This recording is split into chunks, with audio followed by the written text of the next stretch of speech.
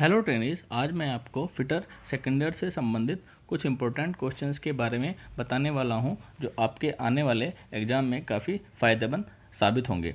इसके लिए आपको वीडियो को पूरा देखना है और साथ ही साथ चैनल को सब्सक्राइब भी करना है, जिससे आपको इस तरह की इन्फॉर्मेशंस आगे भी फ्यूचर में मिल सकें। पहला क्वेश्चन है कि महीन अपघर्षक कणों का उपयोग किस ऑपरेशन में किया जाता है। ये पूछना चाहता है कि किस प्रकार का ऑपरेशन है जिसमें हम फाइन एब्रेसिव पार्टिकल्स का प्रयोग करते हैं। तो ये जो लैपिंग का ऑपरेशन है, इसमें हम फाइन एब्रेसिव पार्टिकल्स का प्रयोग करते हैं। नेक्स्ट क्वेश्चन में पूछा है कि नॉर्मलाइजिंग करने का उद्देश्य क्या है। नॉर्मलाइजिंग एक हीट ट्रीटमेंट ऊष्मा उपचार का प्रोसेस है जिसमें हम जो पार्ट्स वर्किंग के दौरान उसके अंदर कुछ स्ट्रेस और स्ट्रेस डेवलप होते हैं तो उसको हम दूर करते हैं। नेक्स्ट क्वेश्चन में पूछा गया है कि स्टील की किस संरचना में 0% कार्बन होता है। तो ये जो फेराइट होता है, इसमें जो कार्बन का परसेंटेज होता है वो 0.02 से लेकर के लगभग 0.03% तक होता है। तो हम कह सकते हैं तो कार्बन की संरचना में लगभग 0% कार्बन तक होता है। नेक्स्ट क्वेश्चन में पूछा है कि ये जो फिगर दिखाया गया है सरफेस हार्डनिंग की विधि है, ये किस प्रकार की विधि है। तो ये एक इंडक्शन हार्डनिंग की विधि है जिसकी सहायता से हम पार्ट्स के सिर्फ एक लोकल कुछ एरिया को गर्म करके हम इंडक्शन हार्डनिंग करके सरफेस हार्डनिंग करते हैं।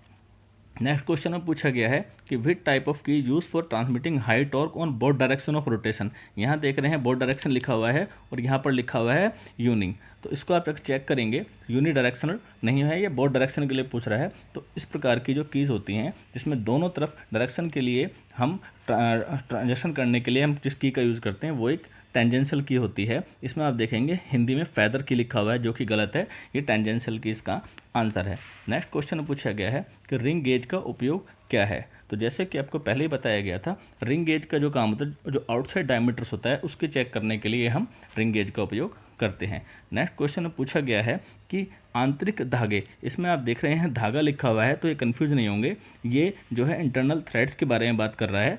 तो ये पूछ रहा है कि आंतरिक धागे की सटीकता को जांच करने के लिए हम किस गेज का उपयोग करते हैं। तो इंटरनल थ्रेड्स की चेकिंग करने के लिए हम थ्रेड रिंग गेज का प्रयोग करते हैं। नेक्स्ट क्वेश्चन में एक फिगर दिखाया गया है और पूछा गया है कि ये फिगर किस प्रकार के गेज का है। तो ये जो फिगर है ये एक टेपर रिंग गेज का फिगर दिखाया गया है, इसकी सहायता से हम एक्सटर्नल टेपर्स को मेजरमेंट करते हैं। नेक्स्ट क्वेश्चन में पूछा गया है कि विशेष आयाम के लिए स्लिप गेज का निर्माण करने की प्रक्रिया क्या है। यानी जब हम स्लिप गेज को बिल्डअप करते हैं तो हम किस प्रकार से बिल्डअप करते हैं। तो ऐसी स्थिति में जो सबसे जो बिल्डर होता है ब्लॉक की जो हम स्टार्ट करते हैं वो जो सबसे छोटा स्लिप गेज होता है उससे हम स्टार्ट करते हैं। सबसे पहले छोटी जो थिकनेस जो हाइट वाला स्लिप गेज होता है उसको यूज़ करते हैं और रिंगिंग करते हैं उसके ऊपर दूसरा हम उससे बड़े साइज का स्लिप गेज। नेक्स्ट क्वेश्चन में पूछा गया है कि कौन सी प्रक्रिया मिलने वाले घटकों के बीच फिट की गुणवत्ता में सुधार करती है। यानी ऐसा कौन सा प्रोसेस है जो फिटिंग के दौरान जो मैचिंग कंपोनेंट्स की फिटिंग की क्वालिटी को इम्प्रूव करती है। तो इसके लिए हम लैपिंग प्रोसेस करते हैं। नेक्स्ट क्वेश्चन में पूछा गया है कि नरम स्टील और एलोह धातुओं के लैपिंग के लिए हम किस अपघर्षक यानी एब्रेसिव का हम यूज़ करते हैं। यहाँ देख रहे हैं नरम स्टील लिखा हुआ है लेकिन इंग्लिश वाले पोर्शन में हार्डन्ड स्टील लिखा हुआ है। तो हम हार्डन्ड स्टील के लिए सिलिकॉन कार्बाइड का प्रयोग करते हैं। और ये जो बोरोन कार्बाइड होता है ये थोड़ा हार्ड होता है, इसकी सहायता से हम डाइस एंड गेजेस जो होते हैं उनके लेपिंग के लिए प्रयोग करते हैं। और ये एल्यूमिनियम ऑक्साइड और जो फ्यूज एल्यूमिनियम होते हैं इसकी सहायता से जो हम सॉफ्ट और नॉन पोरस मेटल होते हैं एल्यूमिनियम, ब्रास वगैरह, इनके लैपिंग में हम इसका प्रयोग करते हैं। नेक्स्ट क्वेश्चन में पूछा गया है कि कौन सा परिष्करण ऑपरेशन में टूल साथ साथ में रोटेट और रेसिप्रोकेट करता है। ऐसा कौन सा ऑपरेशन है जिसमें टूल जो है साथ में घूमता भी है और साथ में आगे पीछे रेसिप्रोकेट भी करता है। तो ये जो होनिंग का प्रोसेस है इसमें टूल साथ साथ रोटेट करता है और रेसिप्रोकेट करता है और इसकी सहायता से जो इंटरनल सिलेंड्रिकल होल होते हैं उनकी होनिंग की प्रोसेस किया जाता है। नेक्स्ट क्वेश्चन में पूछा गया है कि रिंग प्रकार के लैप में छेद क्यों प्रदान किए जाते हैं। जो एक रिंग लैप होता है उसके लिए में छेद दिया जाता है, उसका देने का क्या कारण है। तो उसका कारण यह है ताकि वह लैपिंग कंपाउंड को अपने उसमें होल्ड कर सके, पकड़ सके। नेक्स्ट क्वेश्चन में पूछा गया है कि सॉफ्ट सतह से प्रतियोगिता के लिए किस प्रकार की कीमें अग्रभाग वक्रता है। आप इसमें देख रहे हैं हिंदी में थोड़ा सा कन्फ्यूजन है, तो इसको इंग्लिश पोर्शन में पढ़ेंगे। Which type of key has one face curvature to match soft surface. किस प्रकार की होती है कि जिसमें हम एक तरफ कर्वेचर देते हैं जो सॉफ्ट की सरफेस से मैच कर दे। तो जो होलो सैडल की होती है उसमें हम सॉफ्ट की सतह के लिए हल्का सा कर्व दिया जाता है।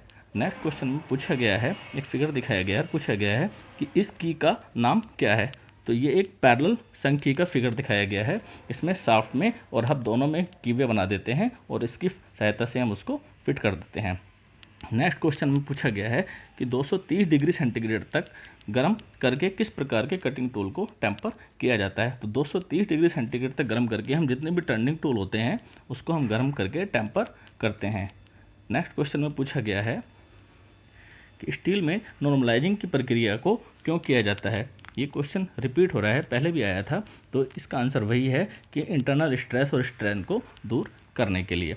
नेक्स्ट क्वेश्चन में पूछा गया है कि कौन सी ऊष्मा उपचार प्रक्रिया स्टील की वियर रेजिस्टेंस को बढ़ाता है। तो ऐसा कौन सा ऑपरेशन होता है जिसकी सहायता से घिसाव प्रतिरोधक क्षमता बढ़ जाती है। तो ये जो हार्डनिंग का ऑपरेशन है इसका यही पर्पस है।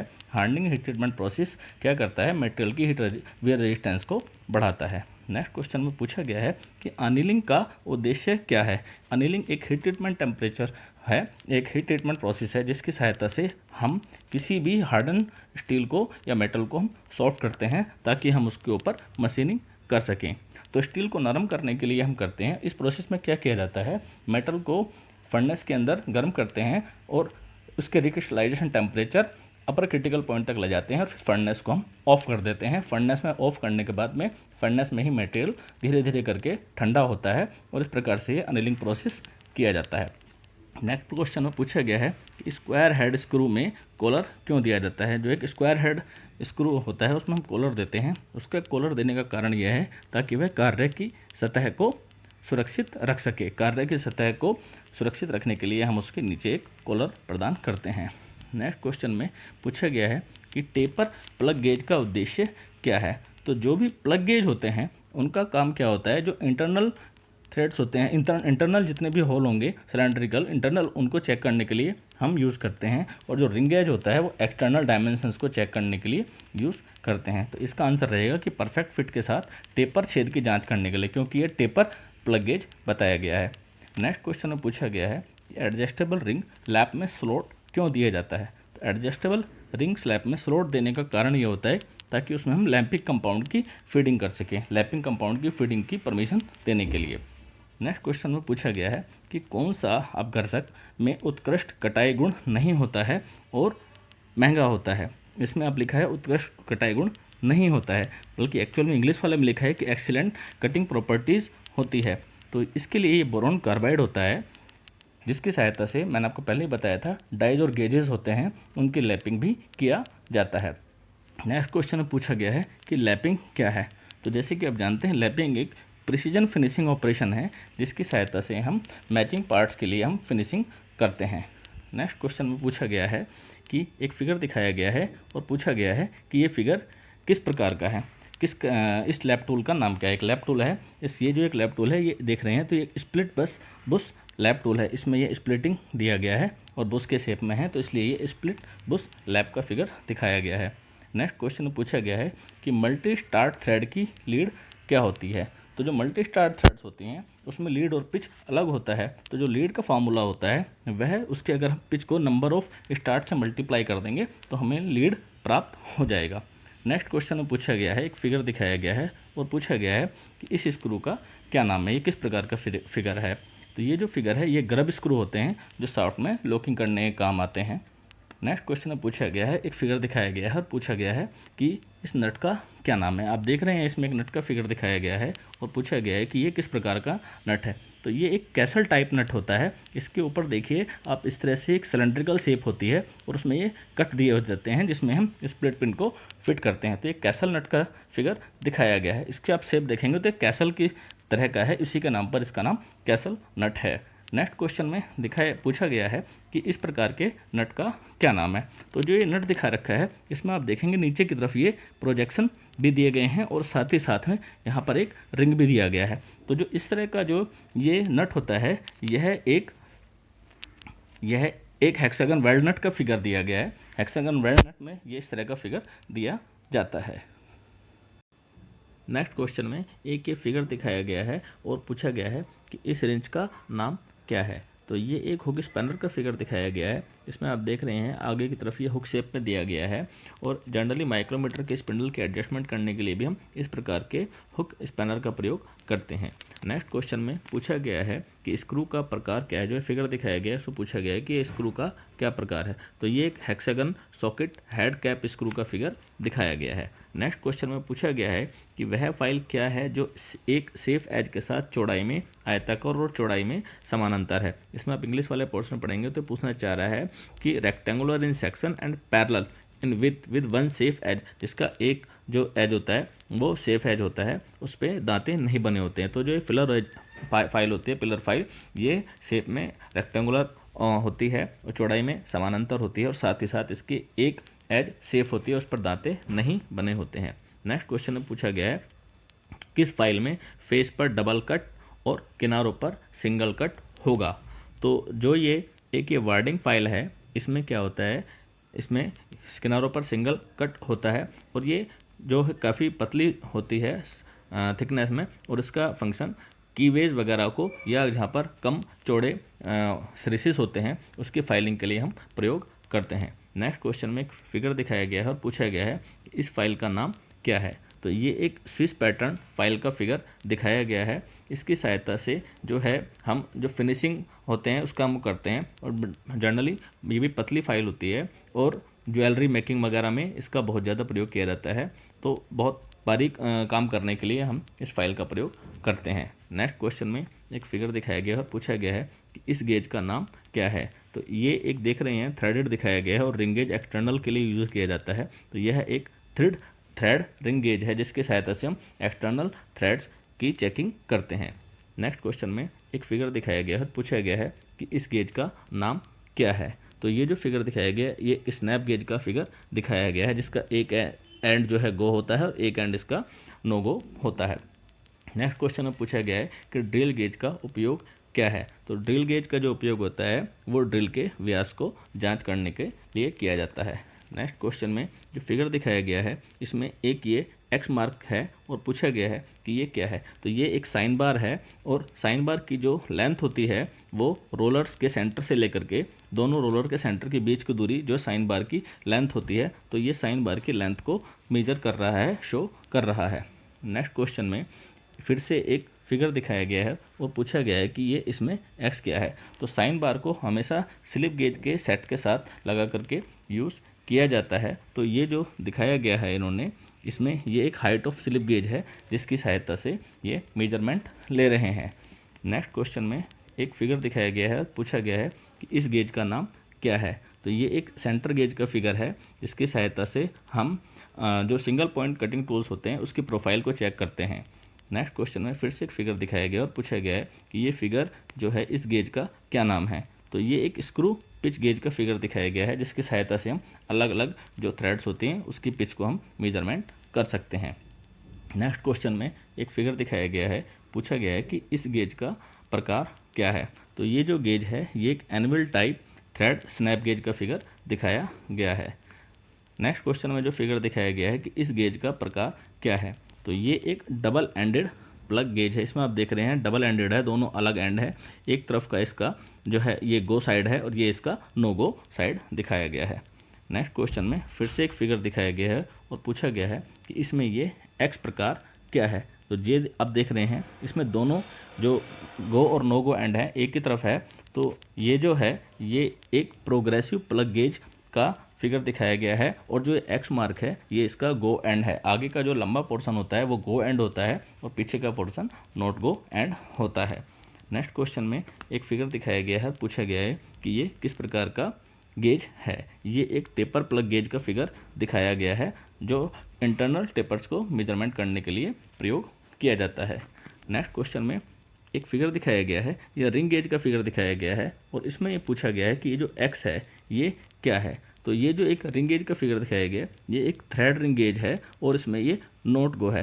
नोट गो की पहचान क्या होती है, नो गो एंड की पहचान ये होती है कि उसमें एक ये कट दिया जाता है। तो जो रिंग गेज में एक कट दिया जाता है वो नो गो वाला होता है और बिना कट वाला ये गो टाइप होता है। नेक्स्ट क्वेश्चन में एक फिगर है और पूछा गया है कि इस गेज का नाम क्या है। इसमें आप देख रहे हैं ये एक प्लग गेज है, लेकिन ये एक थ्रेड प्लग गेज का फिगर दिखाया गया है क्योंकि इसमें ये थ्रेड बनी हुई हैं और ये इसका नॉट गो एंड है और ये वाला इसका गो एंड है।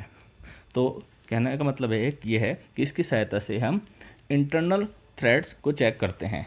नेक्स्ट क्वेश्चन से पूछा गया है कि शीतलन दर को तेज़ी से प्राप्त करने के लिए ऊष्मा उपचार में प्रयुक्त क्वेंचिंग मीडिया क्या है।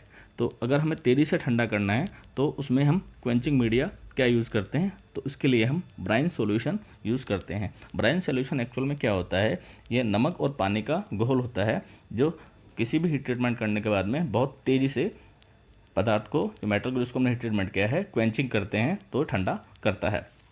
नेक्स्ट क्वेश्चन में इन्होंने पूछा है एक ये आयरन कार्बन डायग्राम का फिगर है और इसमें पूछा गया है कि ये एक्स क्या है। तो ये जो उन्होंने एक्स दिखा रहा है ये लोअर क्रिटिकल टेम्परेचर को शो कर रहा है। लोअर क्रिटिकल टेम्परेचर वह होता है कि जब हम किसी मेटल को गर्म करते हैं तो पार्टिकल लोअर क्रिटिकल टेम्परेचर पर आने के बाद उसके जो स्ट्रक्चर्स होते हैं उसमें चेंज होना आरंभ हो जाता है और जो अपर क्रिटिकल टेम्परेचर होता है वहाँ तक उसके स्ट्रक्चर्स के बनावट में पूरी तरीके से चेंज आ जाता है और अपर क्रिटिकल टेम्परेचर होने के बाद ही हम मटेरियल्स को क्वेंच करते हैं। नेक्स्ट क्वेश्चन में पूछा गया है कि एल्बो और बैंड्स का कोण क्या होता है। जो पाइप फिटिंग्स होती हैं एल्बो और बैंड्स उसमें उनका एंगल क्या होता है, तो वो 90 डिग्री और 45 डिग्री होता है। नेक्स्ट क्वेश्चन है कि उन स्थानों में किस प्रकार के स्क्रूज का उपयोग किया जाता है जहां लगातार हटाने और असेंबलिंग करना होता है। जहां हमें फ्रिक्वेंट रिमूवल करना है और असेंबल करना है, तो ऐसी स्थिति में हम स्क्वायर हेड का स्क्रू का प्रयोग करते हैं। नेक्स्ट क्वेश्चन है कि कोच निर्माण कार्य में किस प्रकार के नट्स का उपयोग किया जाता है। तो कोच निर्माण कार्यों में भी हम स्क्वायर नट का प्रयोग करते हैं। नेक्स्ट क्वेश्चन है उस नट का क्या नाम है जिसका शीर्ष भाग बेलनाकार आकार और नीचे का भाग हेक्सागोनल आकार में होता है। तो आपको पहले भी एक बार फिगर दिखाया था, जो कैसल नट है उसमें ऊपर की तरफ एक बेलनाकार होता है और उसमें ग्रूव बने होते हैं जिसके में हम स्प्लिट पिन्स को फिट करते हैं। तो जो कैसल नट होता है उसमें ऊपर की तरफ एक बेलनाकार आकार और नीचे की तरफ हेक्सागोनल आकार दिया जाता है। नेक्स्ट क्वेश्चन में पूछा गया है कि हैवी ड्यूटी असेंबली कार्य में किस प्रकार के मशीन स्क्रू का उपयोग किया जाता है। तो हैवी ड्यूटी असेंबली के लिए हम हेक्सागन हेड स्क्रू का प्रयोग करते हैं। नेक्स्ट क्वेश्चन है कि लाइट असेंबली कार्य में हम किस प्रकार के मशीन स्क्रू का प्रयोग करते हैं। तो लाइट असेंबली के लिए हम चीज़ हेड स्क्रू का प्रयोग करते हैं। नेक्स्ट क्वेश्चन में पूछा गया है कि नरम और गैर धातु मटेरियल पर इस्तेमाल किए जाने वाले तेज समानांतर दांते किस प्रकार के फाइल होता है। तो ये जो बात कर रहा है ये एक ड्रेडनोट फाइल की बात कर रहा है जो कर्व कट होता है और उसका प्रयोग जनरली ब्रास, एल्युमिनियम, कॉपर और सॉफ्ट मटेरियल होते हैं उसके ऊपर किया जाता है। नेक्स्ट क्वेश्चन में पूछा गया है कि परिष्करण उपकरण के रूप में किस फाइल का उपयोग किया जाता है और सटीक स्मूथनेस निश्चित करता है। तो जो ये स्विस पैटर्न फाइल है इसका प्रयोग जो होता है ये फिनिशिंग टूल होता है और एक प्रिसीजन स्मूथनेस के लिए हम इसका प्रयोग करते हैं। नेक्स्ट क्वेश्चन में पूछा गया है कि फिलर गेज के BIS सेट की मोटाई की सीमा क्या है। जो फिलर गेज होता है वो BIS सेट में, ब्यूरो ऑफ इंडियन स्टैंडर्ड के सेट में उसकी स्टैंडर्ड क्या है, तो जो 0.02 mm से लेकर 1 mm होता है और ये 0.02 mm के स्टेप में होता है, यानी 0.02 फिर 0.4 0.6 इस तरह से स्टेप में होते हैं। नेक्स्ट क्वेश्चन में पूछा गया है कि व्यक्तिगत त्रिज्या गेज में आकार की सीमा क्या है, कि इंडिविजुअल रेडियस गेज में जो आकार की सीमा है वह क्या होगी। तो जो ये रेडियस गेज में जो होता है इसका 1 मिलीमीटर के स्टेप्स में ये रेडियस गेज होते हैं। नेक्स्ट क्वेश्चन में इन्होंने पूछा है कि शाफ्ट के बाहरी व्यास पर स्वीकार्य साइज की जांच करने के लिए गेज कौन सा है। जो हमने ये गेज का फिगर दिखाया है, अगर हमें आउटसाइड एक्सटर्नल डायमीटर चेक करना है तो हम क्या यूज़ करते हैं, तो ये एक रिंग गेज का फिगर है जो गो वाला है। मैंने आपको बताया था जो नो रिंग गेज होता है उसमें यहाँ पर एक कट भी बीच में दिया जाता है। कट नहीं है तो इसका मतलब ये रिंग गेज है, शेप में आप देख रहे हैं, और साथ में कट न होने की वजह से ये गो वाला रिंग गेज है। नेक्स्ट क्वेश्चन में पूछा गया है कि अपकर्षक स्टिक्स के साथ बेलनाकार सतह की प्रोफाइल को सही करने की फिनिशिंग प्रक्रिया क्या है। तो जो ये सिलेंड्रिकल पीसेस होते हैं उसके इंटरनल सिलेंड्रिकल सरफेसिस को प्रोफाइल को सही करने के लिए हम होनिंग ऑपरेशन करते हैं। नेक्स्ट क्वेश्चन में पूछा गया है कि आसान चार्जिंग और रैपिड कटिंग के लिए किस लैपिंग सामग्री का उपयोग किया जाता है। तो इसके लिए जो हम चार्जिंग यूज़ करते हैं कॉपर एंड ब्रास का यूज़ करते हैं। नेक्स्ट क्वेश्चन में है कि कौन सी लैप सामग्री महंगी है और अगर ख़राब हो जाए तो इसका एक्सपेंशन भी किया जा सकता है। तो ऐसी स्थिति में जो ये लैड होता है ये एक इनएक्सपेंसिव लैप मटेरियल होता है और घिसने के दौरान इसका एक्सपेंड भी किया जा सकता है। नेक्स्ट क्वेश्चन है कि कठोरीकृत स्टील और भारी स्टॉक हटाने के लिए किस प्रकार के अपघर्षक सामग्री यानी कि एब्रेसिव मटेरियल का हम प्रयोग करते हैं। ये पहले भी क्वेश्चन आया था। हार्ड के लिए जो हार्ड होते हैं इसके लिए हम सिलिकॉन कार्बाइड का यूज़ करते हैं। नेक्स्ट क्वेश्चन में पूछा गया है कि कौन सा अपघर्षक डाई और गेज की लैपिंग के लिए उपयोग किया जाता है। डाई और गेज की लैपिंग के लिए हम बोरोन कार्बाइड एब्रेसिव्स का यूज़ करते हैं। नेक्स्ट क्वेश्चन में पूछा गया है कि टंगस्टन कार्बाइड के लैपिंग के लिए प्रयुक्त सभी अपघर्षक पदार्थों में से सबसे कठोर कौन सा होता है। अगर हमें टंगस्टन का लैपिंग करना है तो टंगस्टन कार्बाइड के लैपिंग के लिए जो सबसे ज़्यादा होगा, जैसे कि आप सभी जानते हैं कि टंगस्टन के लिए सबसे हार्ड जो हम एब्रेसिव यूज़ करेंगे वह डायमंड होगा। नेक्स्ट क्वेश्चन है कि बहुत छोटे छिद्रों को सही ढंग से फिनिश करने के लिए इस्तेमाल किए गए अपघर्षक का नाम बताइए। जो छोटे होल होते हैं उनको हम बहुत ज़्यादा एक्यूरेटली फिनिश करने के लिए हम डायमंड का प्रयोग करते हैं। डायमंड की सहायता से हम डायमंड पार्टिकल्स होते हैं उसकी सहायता से हम लैप करते हैं। नेक्स्ट क्वेश्चन है कि व्हीकल लैपिंग करने का उद्देश्य क्या है। जो हम लैपिंग के दौरान लैपिंग व्हीकल्स यूज़ करते हैं उसका क्या कारण है। तो जो लैपिंग व्हीकल्स का फंक्शन होता है वो काटने की क्रिया को विनियमित करता है और सतह को चिकनाई बनाए रखता है जो काटने में कटिंग करने में आसानी होती है। नेक्स्ट क्वेश्चन में पूछा है कि तांबा और इसके मिश्र धातु एलॉय के लिए किस प्रकार के लैपिंग व्हीकल का उपयोग किया जाता है। जब तांबा या कोई हम एलॉय मटेरियल उसके की लैपिंग करते हैं तो ऐसी स्थिति में हम सोल्यूबल ऑयल को as a lapping vehicle use करते हैं। नेक्स्ट क्वेश्चन में एक फिगर दिखाया गया है और पूछा गया है कि ये फिगर लैपिंग टूल का उद्देश्य क्या है।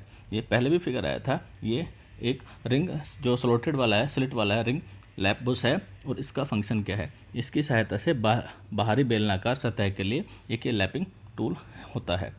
नेक्स्ट क्वेश्चन है कि ऊष्मा उपचार में वह तापमान क्या है जो स्ट्रक्चर को ऑस्टेनाइट में 723 डिग्री के बाद बदलता है। तो जो लोअर क्रिटिकल टेम्परेचर है, लोअर क्रिटिकल टेम्परेचर पर मेटल को गर्म करने के बाद में उसके इंटरनल्स ग्रेन्स में जो बदलाव होता है वह शुरू हो जाता है और इसकी वजह से वह मटेरियल ऑस्टेनाइट में कन्वर्ट होना शुरू हो जाता है और अपर क्रिटिकल टेम्परेचर पर आने के बाद वह मार्टेनसाइट में कन्वर्ट हो जाता है।